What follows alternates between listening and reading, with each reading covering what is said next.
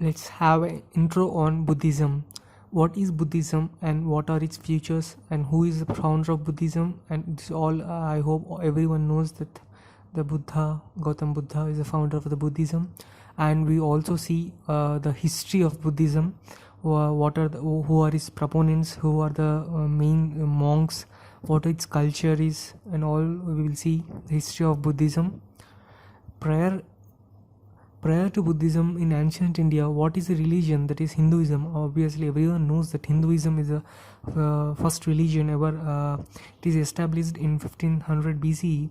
The early texts, Vedas, tells that the Hinduism, and also it has caste system that everyone knows that Brahmin, priests and academics are the Brahmin class, and Kshatriya, warriors, kings, and Vaishya, merchants, landowners are Vaishya class, and Shudras, commoners, peasants and servants. And coming to that, and least, and there are not untouchables, that's why they have been separated from the branches, so the outcast and sweepers and latrine cleaners, so on. But that is a caste system of early ancient India, but many reforms have been taken up, and the present situation should not be like this, because the government wants everyone to be treated equal. So this is a caste system that existed in the Hinduism. So like unlike everyone, because this caste system is clear indication that everyone will not like the caste system because of this. Everyone will not like the Hinduism because of this caste system. Some are treated more equal, some are treated less equal, and some are treated in the high caste, that is a high with high privileges, and some are treated with low class with low privileges. So nobody wants to be treated in the low caste, right? So what does the caste system how does the caste system evolve, and what are the responses of the people to the caste system? And now comes it also there is also the teachings of Upanishads in Hinduism, like samsara, karma, moksha, and the Upanishads tell that the God is everything. God does everything, and these are everything. Everything in the Vedas are the words of gods, like samsara, karma, moksha, yoga. Then comes Shamanas. Who are Shamanas? Shramana is a wandering monk in ancient India. It includes Jainism, Buddhism, and Ajvika religion. Shramana is a is a wandering monk. Basically, who will wander? Basically, Vaishyas are the merchants who move from one place to other for trade. If Vaishyas are treated in a low caste, or what we call with low privileges, they don't want, they too don't want to be living in Hinduism, right? So they want to change their religion or faith into a new philosophy, like. So Shramana is a wandering monk in ancient India. It also includes Jainism, Buddhism, and Ajvika religion. This Shramana tradition, that is wandering monk, gives rise to the Jainism and Buddhism. Shamanas adopted a path that is alternative to the Vedic rituals. I have told they do not like the Vedas, and they do not follow the Hinduism, the caste system. So Shamanas adopted a path that is alternative to the Vedic rituals to achieve salvation while renouncing the domestic life. So now comes the Buddha.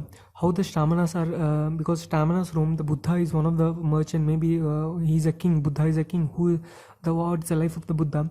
It is a legendary birth, and approximately around 480 BC before Christ, and there is immaculate conceptions. There is also a small story that the elephant entering the womb of Lady Maya, his mother, and white elephant entering his womb. There is some story, and that's a reason from the where the Buddha has born.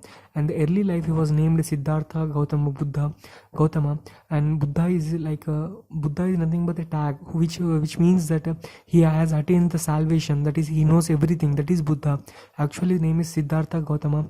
In the palace life, he had a palace life, married and began a family, and next left the palace, and there is a nice story of that.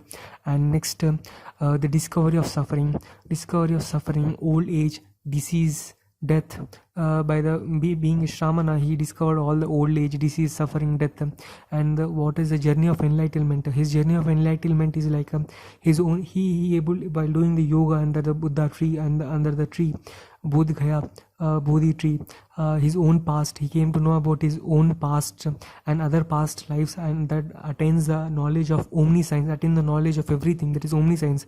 everything he knows like a god, everything, what is a system, what is the science of the world, what is the reason why the people are like this, and the omniscience he has attained, and thus the journey of enlightenment becomes the Buddha, that is everything he knows being, and now everything he knows, now he starts going on to spread the what he knows, the enlightenment teachings. So what, how the Buddha spread the spreading of Buddhism. India spread by ascetics. The see, Buddha went to some monks, right? So the monks, they themselves went throughout the India and they spread the Buddhism. But they disappeared in 12th century in India, and later in Asia it was spread through the trade, especially China and Japan, and also Indonesia, and in the Southeast Asian countries, and in the West enters in 19th century. And let me see about the what are the principles and beliefs in Buddhism. What was Buddha? Was Buddha a god? See, Buddha is basically not a god, because he himself knows everything. But people do not worship him as a god, but they offer prayer, and they respect him. So, do Buddhist worship idols? See, many people are confused that Buddhists worship idols, but usually they do not worship idols. Yes, of course, there is a debate that many people, there is a separate section, there is a divide between the Buddhism, Hinayana, Mahayana, which worship idols, which do not worship idols. But the basics of Buddhism is Buddha do not want the idol worship simply, and the rituals that the Hinduism has. So the Buddhist worship idols is it's a debatable topic, and the basic of Buddhism is nothing but the make yourself clean. It is basically about the work, not about the worship. It is not about the faith, but about the work, our own self consciousness. It's a work of our own thing. It's a work of our own body. So why are many Buddhist countries stricken with poverty? What did the Buddha teach? Let me see about that in next coming. The Four Noble Truths he has taught. Buddha. What Buddha taught means the Four Noble Truths the Buddha has taught. The first noble truth being ordinary life begins about suffering. That is, every life, your life, my life, every life has sufferings. And the second noble truth is that suffering is caused by attachment with something. See, attachment with something causes sufferings. And that suffering does that suffering has a solution? Yes, that suffering has solution, and the cessation of that suffering is attainable. And the fourth noble truth is there is an eightfold path to the cessation of suffering. That is, solution is eightfold path. So what is that eightfold path? That is the fundamental of Buddhism. See, the eightfold path is right view, right intentions, right speech, right action, right livelihood, right effort, right concentration, right mindfulness. If the people achieve this eightfold path, then salvation is achieved automatically, and there is no problems, and there is no there will be a life out of the disease, and there is suffering, there is no suffering. So when a person attains the eightfold path, he is free from the sufferings caused by the human life, the body. There is a mind body complex dualism that is present in our body. So what are the 8 precepts and what is the karma? So what are the 5 precepts of Buddhism? That is, do not kill, do not steal, satya, asatya, astheya. There is some Sanskrit term in that. Do not kill, do not steal, do not commit sexual misconduct, do not use harmful speech, do not partake in intoxicants. So these are the 5 precepts in Buddhism. Next comes the theism. That is, Buddhism is the Buddhism a religion or not? Let us see that Buddhist theism. What is Buddhist theism? Buddhism is non-theistic. That is, it is not the belief of God, differs on beliefs about a god or gods. The most common view of the Buddhism is there is not a god or a set of gods that govern a universe, but many gods, many living gods in this unseen universe.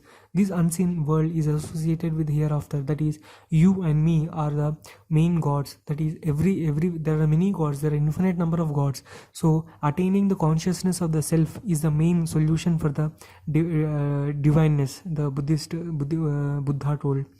And the Buddhist theism, basically Buddha is called Deva because he is fully understand the deities, because he knows everything, because he is Buddha.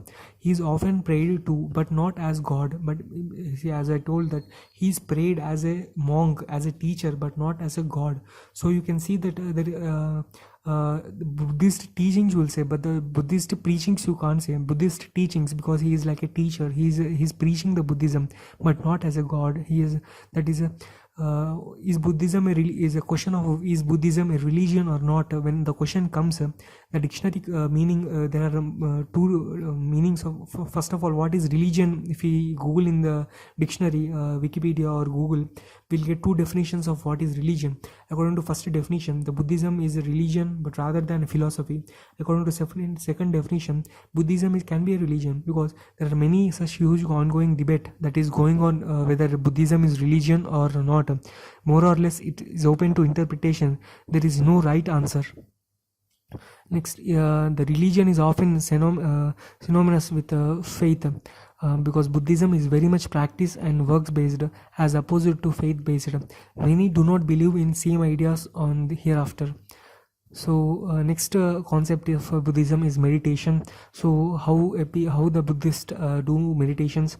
The basically the simple at a glance, the advantages of meditation: lengthens the life, gives one strength, drives out discontent, strengthens the life, gives one's strength, and drives out discontent, softens the mind.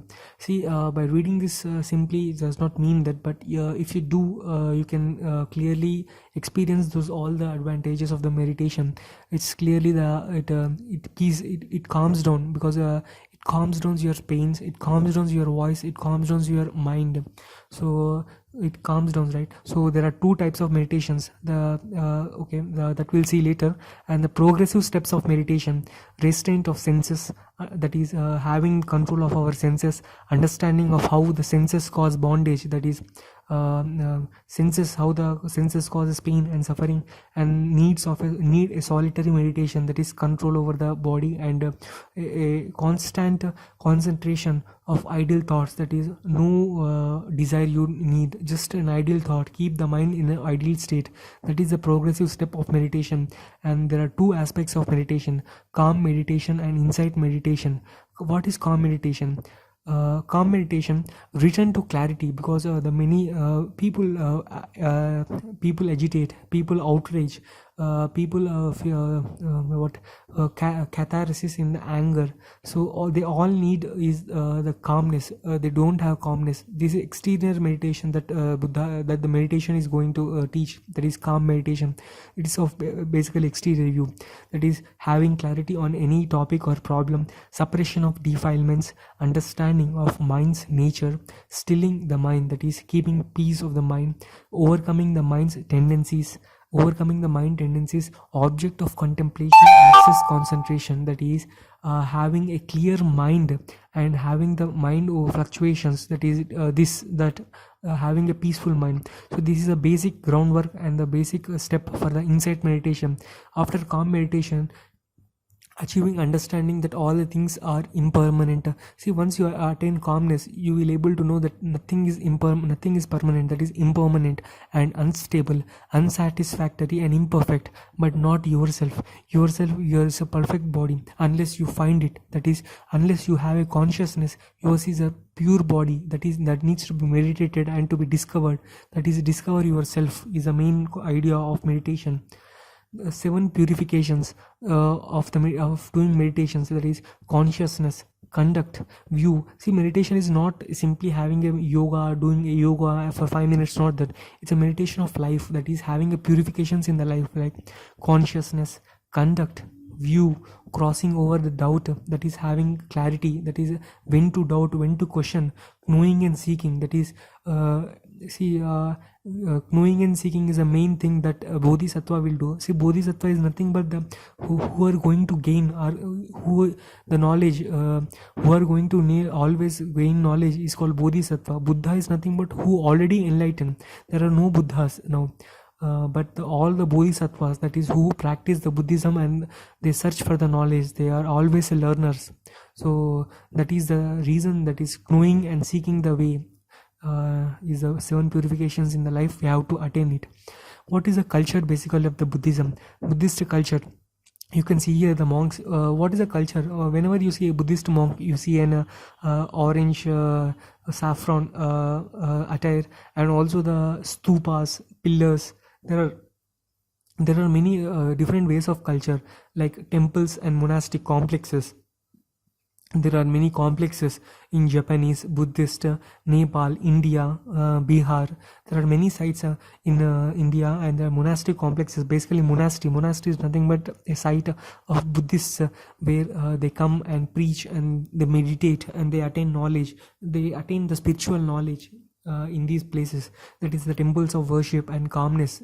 So you can see here that buildings, the shapes in the form of a Buddhist monasteries here. That is the culture they offer. And the culture in one of the culture is that as you also know that there are many idols and the shapes of Buddha's image. So there are many different interpretations of Buddha, like you can see here Buddha in some idol form. That is you can see here the Buddha, golden Buddha statue in a Bhumi Prastha Yoga Mudra Asana, that is hand keeping to the ground and left hand keeping upside. So that is Bhumi Prastha Yoga Mudra, that is having the taking the enlightenment from the ground, that is doing that. And you can see here the dhyana mudra from the yoga here. And this is also one of the doing yoga. There are many interpretations. There are also mudras of yoga that you we will going to see next later. And what are the village rituals and ceremonies? You can see there are also ceremonies of Buddhism, like having enjoying congregation, segregation of people, and having some delightful events, play, and also the stories, jatakas, having jatakas being told to the people who come to attend such rituals. And you can see the lightings, congregations of Buddhist saints for meetings, and the ordination of monks and novices. So what the Buddhist monks, you can see here the in a saffron or orange dress, they take this, they does offer the prayers to the Buddhas, and they seek peace and calmness for spiritual action. And you can see here the travelings through the Buddhas. They beg, and basically they're collecting the food and fodder. And so this is the congregation place you can see of Buddha, the congregation of people, and the preach and the teachings of going on in the Buddhas in the silent. You can see basically the ascetic life we have to lead. That is a basic purpose of Buddha. There is no calm, no gain, simple life, and make sure you have been simple, right? And thank you.